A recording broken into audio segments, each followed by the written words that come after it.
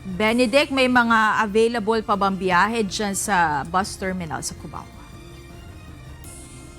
Magandang gabi, Monica. Tiniyak nga ng mga kumpanya ng bus dito sa Cubao na maaaring makabiyahe kahit yung mga walk-in na mga pasahero para nga makauwi sa kanilang probinsya ngayong holiday rush.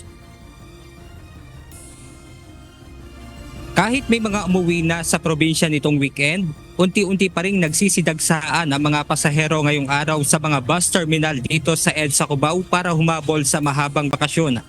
Isa na nga rito si Hil Aragon. Ngayong araw siya muling babalik sa Nueva Ecija para i-enjoy ang bakasyon matapos ang pasok sa trabaho ngayong araw. Yes po, nakauwi na po ako nung nakaraang linggo and then babalik na naman po ako ng probinsya para sa pamilya. Di ganitong normal, medyo mahirap ang pagsakay ngayon kasi maraming pasahero.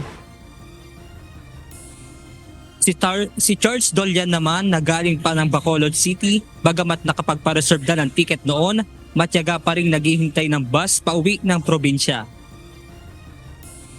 Nakapag-book na kasi kami ng 1 month before, galing ng Bacolod. Ito yung schedule ko. Wala naman po eh. Yung dala namin puro pasalubong na pagkain lang po eh. Yun lang. Galing Bacolod. Tapos after, wala na. Yun lang gamit. Wala na. Hindi na lang nadala ng gamit.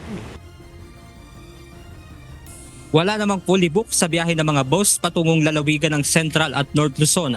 Samantala, inikutan din natin kanina ang Araneta Bus Terminal. Matumal naman ang naging pagdagsa ng mga pasahero doon. Kaya naman ang mga pasahero ay walang naging delay sa kanilang biyahe papunta sa mga lalawigan ng Batangas at Quezon. Noong nakaraang linggo, pinayagan na ng Metropolitan Manila Development Authority ang pagdaan ng mga bus sa EDSA para mabilis ang turnaround time. Ngunit dahil na rin sa dami ng bumabiyaheng motorista, ay mayroon pa rin pagkaantala sa biyahe ng mga bus dito sa EDSA Cubao. May mga naka-duty din na tauhan ng Philippine National Police upang matiyak naman ang seguridad at kapayapaan sa mga istasyon ng bus.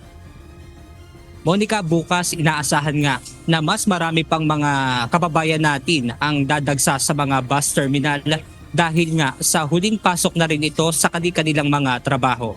At yan muna ang ating update mula rito sa Cubao, Quezon City. Balik sa inyo dyan, Monica. Maraming salamat, Benedict Samson.